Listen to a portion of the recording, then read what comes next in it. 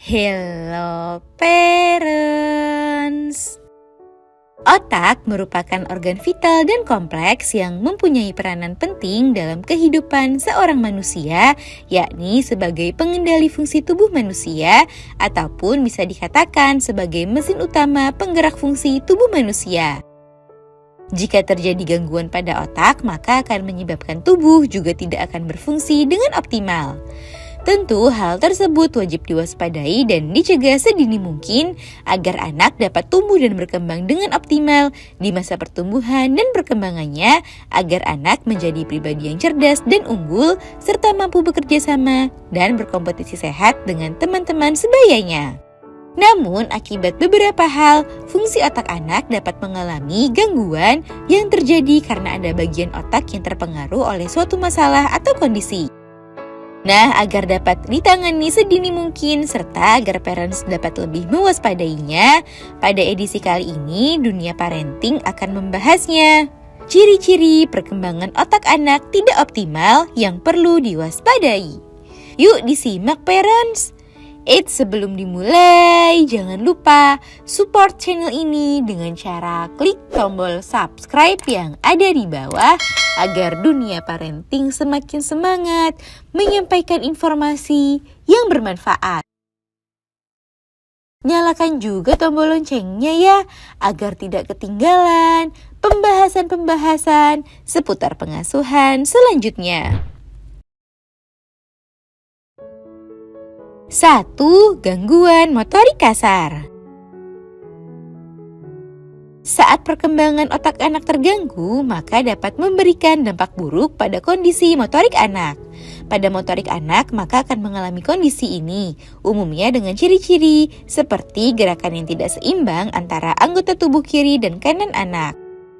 Selain itu, gerakan pada anak yang tidak terkontrol, kurangnya gerakan spontan saat anak diberikan rangsangan yang disebut juga dengan refleks primitif menetap, serta gangguan tonus otot anak baik hipertonik ataupun hipotonik.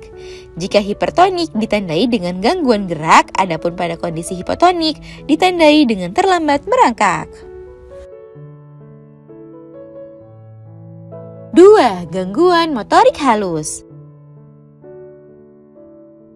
Pada aspek motorik halus, terdapat gangguan yang terjadi jika perkembangan otak anak tidak optimal, seperti dominasi pada satu tangan di bawah usia 1 tahun dan masih memasukkan benda-benda ke dalam mulut setelah anak berusia 14 bulan. Hal itu menunjukkan adanya gangguan motorik halus yang perlu dipantau dan diperhatikan secara berkala. 3. Gangguan bicara dan bahasa. Pada aspek bicara dan bahasa, terdapat gangguan yang dapat terjadi saat perkembangan otak anak mengalami gangguan atau tidak optimal, seperti anak menyampaikan kata-kata yang masih sulit dipahami pada usia 30 bulan, kurang tertarik pada suatu benda di usia 20 bulan, anak tidak merespon namanya saat dipanggil, anak tidak tertarik berkomunikasi dengan orang lain di usia 20 bulan, serta anak sering mengulang ucapan orang lain setelah usianya 30 bulan. 4. Gangguan sosio-emosional. Pada aspek sosio-emosional, terdapat gangguan yang dapat terjadi saat perkembangan otak anak terganggu, seperti pada usia 6 bulan, anak jarang menunjukkan ekspresinya seperti tersenyum, tidak merespon saat dipanggil namanya saat usianya mencapai 12 bulan. Waspadai juga apabila pada usia 15 bulan, anak belum mampu mengucapkan satu kata apapun.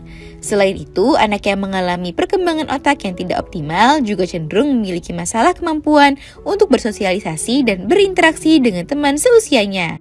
Segera tingkatkan stimulasi baik melalui asupan nutrisi dan perbanyak pengalaman bersosialisasi agar si kecil bisa mengatasi hal-hal tersebut. Nah itu dia parents, ciri-ciri perkembangan otak anak tidak optimal yang perlu diwaspadai. Semoga informasi ini bermanfaat. Sekian.